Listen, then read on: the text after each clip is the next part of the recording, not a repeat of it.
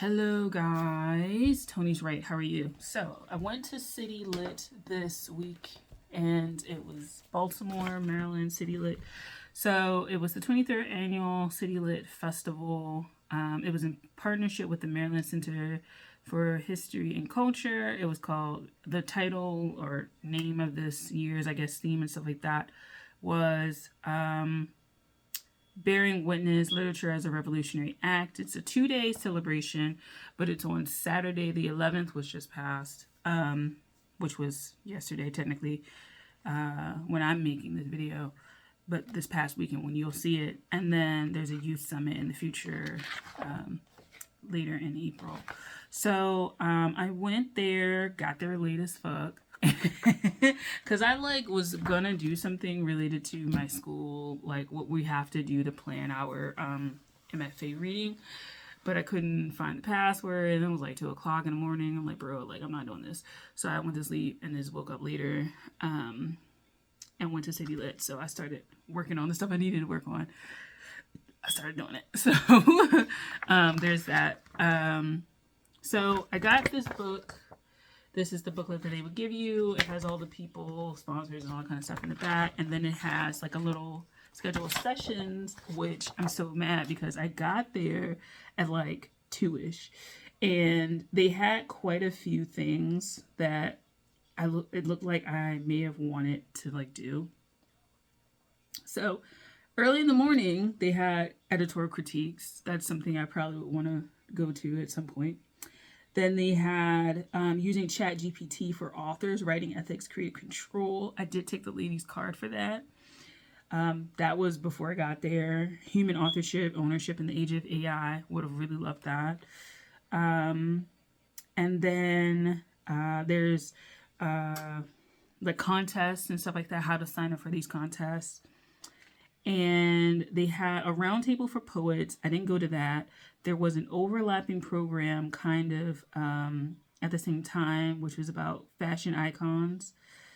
And then I ended up going to the session, which was like one of the last sessions of the day, because I got there at like 2-ish. It was called Creative Life Written, Artists on Process, Collective Memory, Making Her Mark Foundation, which is something you can look into. So that one was the talk. And then he had like a marketplace of about a dozen book, like writers and presses and stuff like that. So went to this, really enjoyed the session I went to. It helped me think about my process, how I'm writing, what's holding me back. They actually had like a prompt page. So it was 6 questions, and in our groups, for our writing session, we just would answer 1 or 2 of them and then talk about it amongst like a small group, and then we would share to the larger group. But they had some writing prompts. So one was define yourself as an artist today, in conversation with a 10-year-old self. What terrifies you about art making and why? What motivates you deeply to create? What holds you back from fully embracing being an artist? Who are you as an artist in 5 years? And how do you prevent artistic erasure individually and collectively? So those are the prompts. I chose what motivates me deeply to create, and what terrifies me and stuff like that. And so walking through process, particularly on the literary side, is something that I think is really important, because it also allows you to start looking at your weaknesses, your proclivities, like the things you're naturally drawn to, the things you're naturally avoiding in terms of topics and stuff like that. And talking about your process can help you understand more practically how you market yourself, how you navigate certain spaces within publishing, right? If you know what your kind of work is, you can start to form a little canon of sorts where you can publish your stuff or apply, where you can submit your work, opportunities that are best aligned for you, things like that. I think people understanding their process and the things that go into it is really helpful, because that more practical stuff, it are things that the more you know about yourself, the better it becomes. The more, when you work with people, you can articulate things and them not having not preconceived notions. It's like a box that they're putting you in, like, and you can, if you're getting put in the box, you can either say this is the box that I reside in or no. You have like just more of a self image, a self knowing that is marketable, that you can market and is marketable because you can articulate it.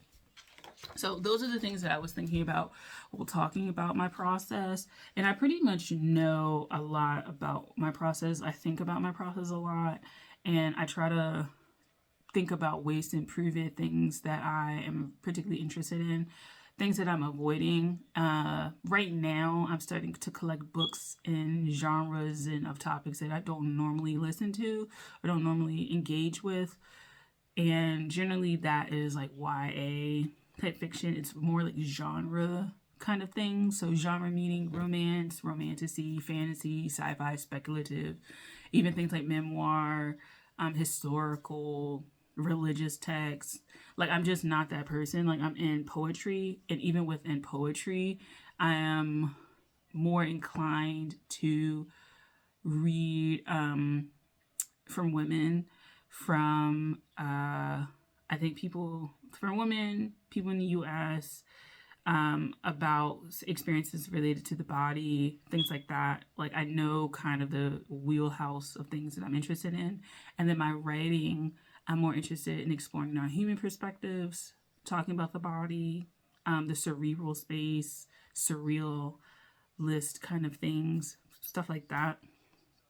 So I kind of know these things about my writing, and I know generally like what I'm interested in and what I'm aiming for when I'm writing. And so in talking about that, answering that prompt, it really helped me. And then when I answered the what terrifies me about art making, I kind of realized there's a lot going on in my artistic life that mirrors my like personal, emotional life, relationship life, dealing with people, and how much that like has impacted my ability and how unfocused I have been on my art because I have been so focused on like relationships. And I'm not just talking about romantic, I'm talking about like trying to craft and build and maintain and hold like personal relationships in general for someone who is very introverted and really doesn't want to be bothered with a lot, but still like desires like interpersonal relationships, but just is not the best at like building them. Things like that. And then also kind of understanding how much of that stalls my like professional life, and that like I lose momentum very easily. I'm not the best planner. Like, I start to think about those. And one of the main things that terrifies me about art making, which also started to clue me into like this is a big part of your personal life outside of visual arts and writing and creativity, is that time lost is very important to me in terms of like if I invest a lot of time in something and it doesn't work out, I get really, really sad about that. And it becomes a very big spiral thing for me because I am someone who I think is very perfectionistic and has like a very high fantasy vision of what I want and the outcome. And when that doesn't match up, it can be really, really sad. And I think for a lot of creatives, the reason why we're so creative is that we're always envisioning this like space that technically doesn't exist until we create it. But the thing is, it's like that works really well for a story. That doesn't work for like very practical matters where like your financial security is on the line, when your relationships are on the line. It doesn't work as well, right? Like it works wonderfully when you're trying to create this like really dope ass idea.